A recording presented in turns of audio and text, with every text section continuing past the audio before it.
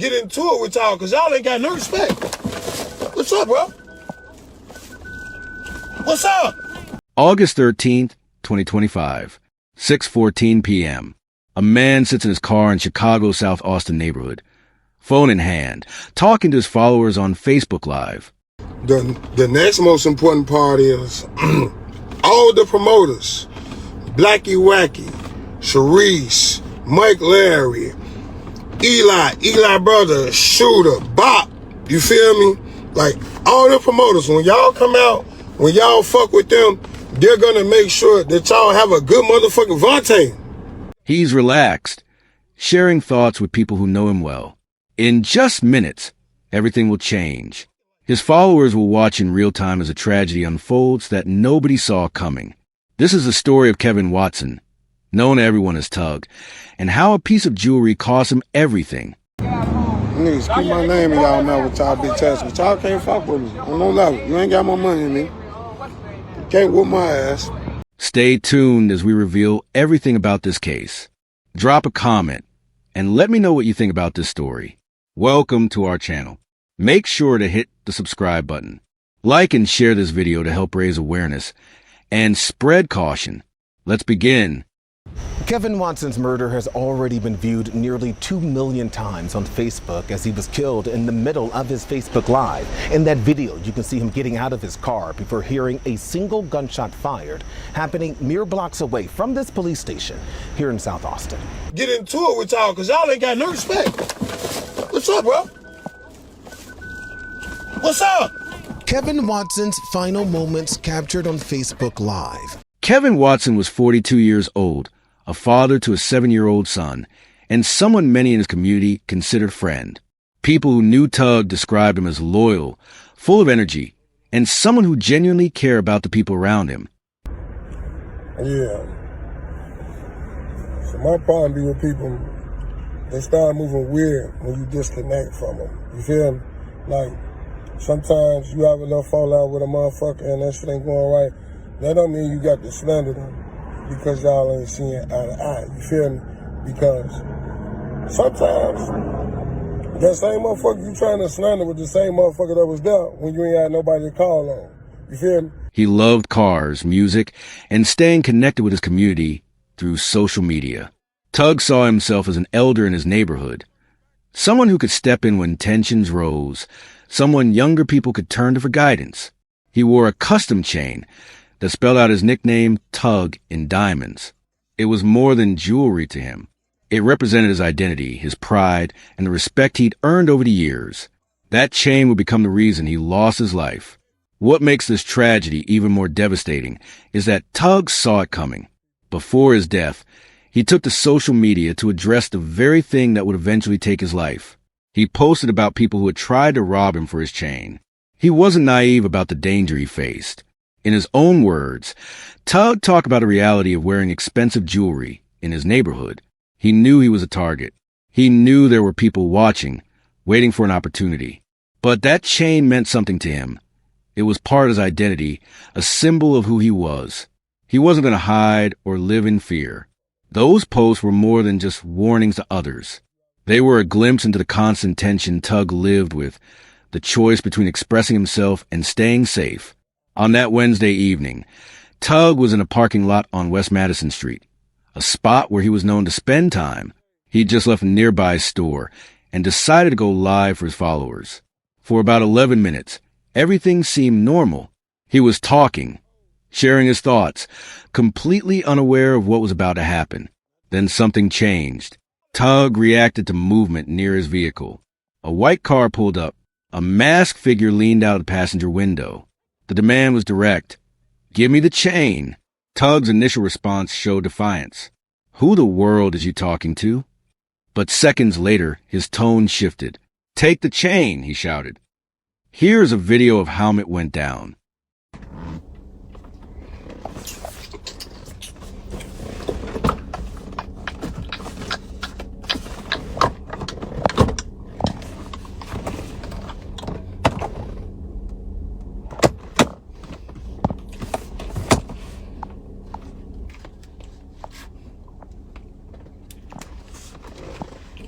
Fucking son, killing me.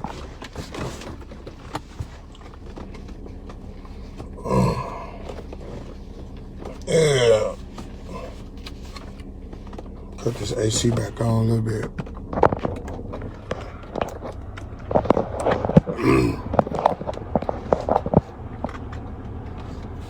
Yeah, buddy. Big Mike. It's crazy, ain't it? Good evening, good afternoon. So, as y'all know, you feel me? I was speaking last night about a situation, or about the situation in Mike. Yeah, I was a little drunk, but I was serious. But I don't know if something was heard wrong or whatever. First of all, I didn't pay to get in there. I never said I got paid in there. If you listen to my line. The next most important part is all the promoters, Blacky Wacky, Sharice, Mike Larry, Eli brother, Shooter, Bop, you feel me? Like, all the promoters, when y'all come out, when y'all fuck with them, they're gonna make sure that y'all have a good motherfucking Vontae, you know what I'm saying? Tay. All them people, they're gonna make sure you have a good time at the shit they promote at. They gonna, you feel me? They gonna talk to you, they gonna handle, they gonna make sure all that shit is dead. Like I said, the promoters are my people. You feel me? They get and they make shit happen. But me going outside and being around the club life and shit like that, you know, like, it be people asking me to promote. You feel me? Man, though, you should throw your hat around, you should promote, because you can bring motherfuckers out type shit. You feel me? But I don't, like, the promoter's cool. I learned a lot from them. If I did want to do that shit and bring people out, because as much as I'm out, what's up, bro? As much as I'm out, I really could. The problem is, or never will be, an issue with promoters or the promoters. The issue be with the owners. And the owners don't fucking, the owners do not, they own the shit, you feel me? They have the security. They pay the security. You feel me? You got to teach your security. You feel me? Or have them when you got somebody coming in visiting your motherfucking establishment, like, to show respect and love to your patrons. At the end of the motherfucking day, the promoters, not a problem. They have a hard time to park. They have a hard time to do a lot of shit in that shit because they got to argue with the owners. You feel me? And owners, I don't give a fuck how y'all feel. Yes. It don't matter. I'm tagging all promoters. I should have tagged you too. It don't matter. I'm just talking about period. No matter where you at as a promoter, I can tag anybody. It ain't about Taco too. It ain't about. I'm clearly saying I fuck with all promoters, so I can tag all of y'all. Y'all don't want me tagged, then whatever. I'm tagging y'all ass. You feel me? On what I'm saying. Talk to me when you see me in person. Like I said, I fuck with all the promoters. Yo, I fuck with all the promoters. Y'all my people. When I come out, we get sessions. We have a good time. I never had an issue with no promoter in the history of me coming outside. Again, I never had an issue with no promoter in the history of me coming outside. I fuck with y'all. I support every promoter because y'all my people. You too, Dianca, so shut your ass up. I support my people. The issue is not with y'all. The issue is with the owners, with their security. Like, all this shit, they don't treat them. Even when you go to Bevy, bro, you feel me? Like, y'all know, bro, like, a motherfucker then they gotta pay their rent to get inside some of these motherfucking clubs and bars. You feel me? Hold on. If I come in with a hat, you gonna say, oh, okay, you can't wear no hats in here. So I gotta pay you $100 to wear my hat up in this bitch. Oh, okay, cool. Shut your ass up, though. I'm in business right now. So I gotta pay $100 to wear my hat up in here, you feel me? I can't wear gym shoes. I gotta pay another $100 to wear my gym shoes. Then I still gotta pay $60 at the door to get in this motherfucker. You feel me? And then, come on, man. Then I gotta get up here to drink some motherfucking $25 a shot. Like, all this shit that y'all do, bro. We paying $300 before we even get inside y'all establishment. Mind you, we coming to support y'all. So again, there's never an issue with the promoters because, and then y'all don't get them, they don't get y'all promoters enough love and respect for what y'all do. Y'all actually bring motherfuckers out to their establishment and to their venues. You feel me? You too, cuz.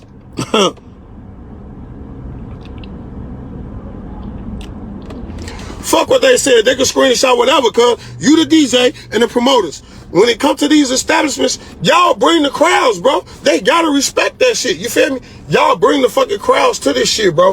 At the end of the day, they might have a little something going on if they pop, to get their own. But guess what? Y'all bring out the people, bro. They gotta give y'all respect. They not paying y'all enough. You feel me? If you ask me, in my personal opinion, that ain't my field. But again, I'm still gonna speak how I feel about anything. There ain't no motherfucker gonna do nothing to me about it. You feel me?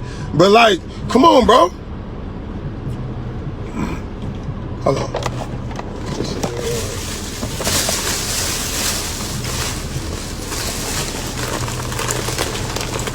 Tell them to pull down. I'm gonna tell them to pull down and look at the shit.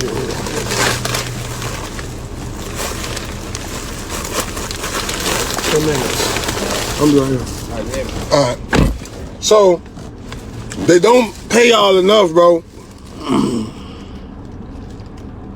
Here y'all go. Because they don't pay y'all enough, and they don't give y'all enough respect or give y'all the control that y'all have to control the crowd. And it don't even be, it's not really a crowd control. A lot of shit happen because when we get in front of these clubs, yeah, first of all, security, like I said last night, security be mad. They stand on the motherfucking door 8 hours, they ain't getting paid enough. So now they treating the motherfuckers who come into the door.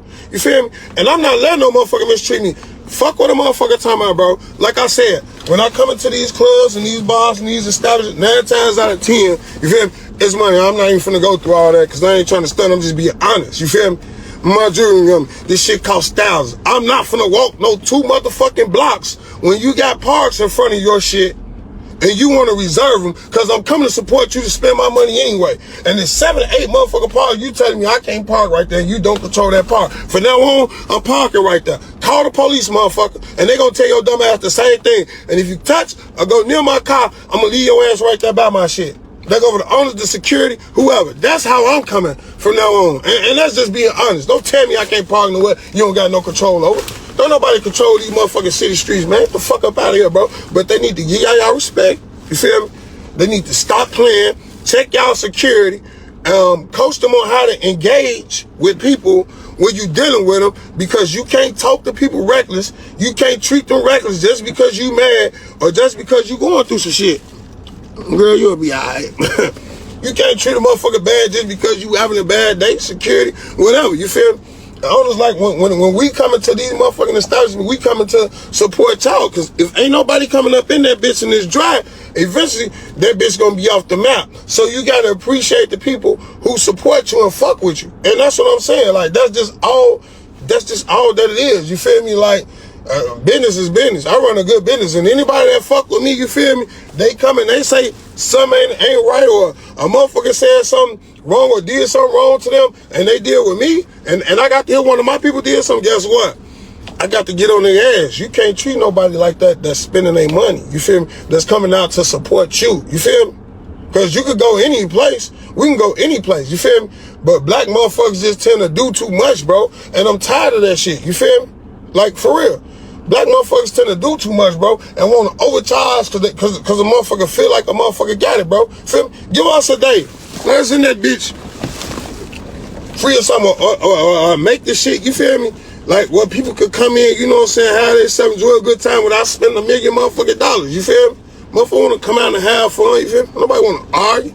But shit, I ain't trying to come out and spend $500 every motherfucking night neither. It's always the key, that shit, you feel me? But the good thing about it is, we don't have them problems at the touch. It's good parking. It's great food. You know what I'm saying? Like, we don't have them type of problems at the touch. That's one thing I can say. You feel me? Vail, the owner there, you feel me? He engaged with people. He showed love. You feel me? You know what I'm saying?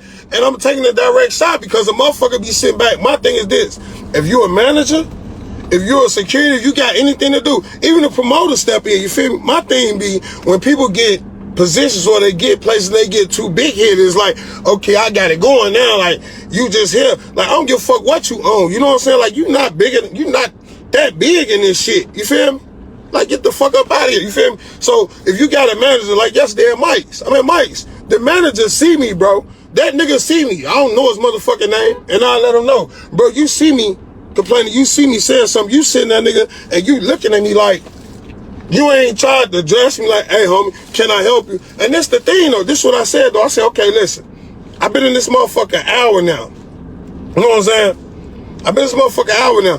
My people that came up here, they said they can't get up here. I say, listen, bro, it's 7, 8 parts open, bro. Y'all want us to park 2 blocks just to come fuck with y'all when y'all know somebody come. I've been here over an hour now. You feel me? Taco Tuesday, when I approached them, it was after 11 o'clock. Taco Tuesday usually shut down about 12 o'clock, 1:30. If you got 7, 8 parts open by then, bro, 9 times out of 10, ain't no motherfucker coming there, bro. You feel me? So this what I said. I say, listen, bro, if they do come, let us park right here. You feel me? If they do come get me. We'll move the car so they can get the space. We will move our car, whatever car we need so they can get the space, just let us get the park. So now oh no, we can't do that. No, you just gotta find somewhere else to park. Who the fuck is you talking to? You feel me? Like, who the fuck is you talking to for real, even talking like that? Like, that be the shit, and that's what make a motherfucker be wanting to get into it with y'all, because y'all ain't got no respect. What's up, bro? What's up? Hell no! Take the fucking shit.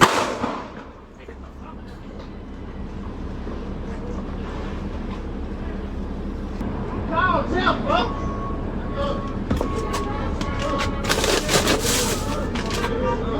No, nobody touched nothing over here. Hey! This is my blood cousin, fuck. I got him. I'm trying to find the key because this bitch is locked and this shit ain't. Huh? And that's why I'm finna see.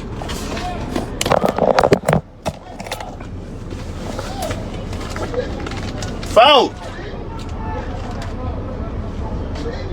Alvin Jackson, a close friend who witnessed a confrontation, later described what he saw. Tugg struggled with his attacker over a weapon. One gunshot rang out. Tugg collapsed. The camera was still recording as bystanders rushed to help. Voices filled the air. "Hey, Tugg, call the police." I wouldn't let him walk out the store. He's a good man for this community. No matter what he done, he helped people, you know? He helped me get this job in there. He was talking to a guy, and he was going to his car, and then the guy followed behind him. So when the guy followed behind him, pulled a gun on him. So he was trying to wrestle with the gun, and the gun went off. I rubbed his palm, and I squeezed his hand. He wouldn't squeeze back. We're gonna have to figure out how to move on and be strong day to day and help each other get past this, because this didn't just hurt one person, this hurt a lot of us. Emergency responders arrived and transported Tugg to Mount Sinai Hospital. At 6:52 p.m., Kevin Tugg Watson was pronounced dead from a gunshot wound to the chest. The Tugg chain was found on the ground at the scene, covered in blood and fingerprints. It was now evidence in a murder investigation. The live stream video went viral, viewed over 2.5 million times. Millions of people were forced to witness the final moments of a man's life. Chicago Police Department Area 4 detectives are investigating this case as a targeted robbery. The suspect was described as wearing a black ski mask and fleeing in a white vehicle toward the Eisenhower Expressway. As of now, no arrests have been made. No one is in custody. Police are urging witnesses to come forward with any information that could help solve this case. This wasn't an isolated incident. Just 48 hours before Tugg was killed, 26-year-old Brandon Maxey was shot and killed on the same block. South Austin ranks among Chicago's most violent neighborhoods, with deep-rooted issues including poverty, limited job opportunities, and underfunded community resources. The pattern is clear. Flashing jewelry and wealth on social media can make anyone a target. A robbery in broad daylight, streamed live to the world, shows how brazen violence has become. Community members are asking themselves tough questions. When do we start calling ourselves out for all these unnecessary killings? Kevin Tugg Watson was more than a viral video. He was more than a statistic. He was a father who loved his son, a friend who made people laugh, a community figure trying to make a difference, someone with dreams and people who loved him. His life was taken over a piece of jewelry. His death was witnessed by millions, but justice remains out of reach. His family is left with an empty seat at the table, a child asking where daddy went. This is the human cost of violence that Chicago faces every single day. Tugg's story is a reminder that life is precious and can be taken in an instant. If this video touched you, Hit the subscribe button and turn on the notifications so you never miss our coverage of cases that need attention. Share this video to help keep Tugg's memory alive and to remind people about the real consequences of violence. What changes do you think would actually make a difference in preventing tragedies like this? Your voice matters. Drop your thoughts below. To the Watson family, our hearts are with you. Tugg deserved better. To anyone watching, cherish the people you love, because tomorrow is never promised. And to whoever took Tugg's life, justice may be slow, but his family won't stop fighting until you're held accountable. Rest in peace, Kevin Tugg Watson,